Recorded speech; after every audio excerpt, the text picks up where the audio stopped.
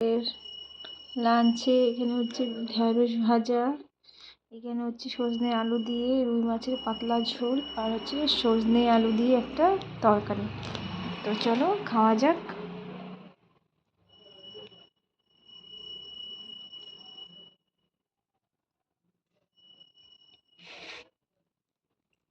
তো তোমাদের বাড়িতে আজকে কার কি রান্না হয়েছে দুপুরে, তো আমাকে কমেন্ট বক্সে জানিও।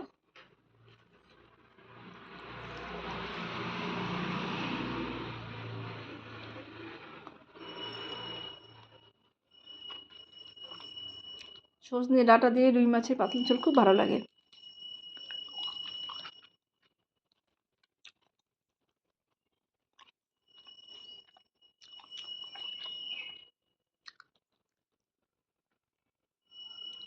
তোমরা বাড়িতে বানিয়ে খেয়ে দেখো রুই মাছের ঝোল সজনে আলু ডাঁটা দিয়ে।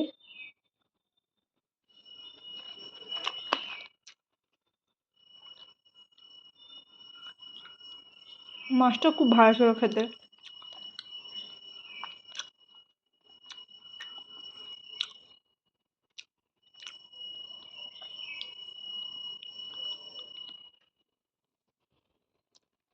তো চলো খাওয়া দাওয়া ঝটপট।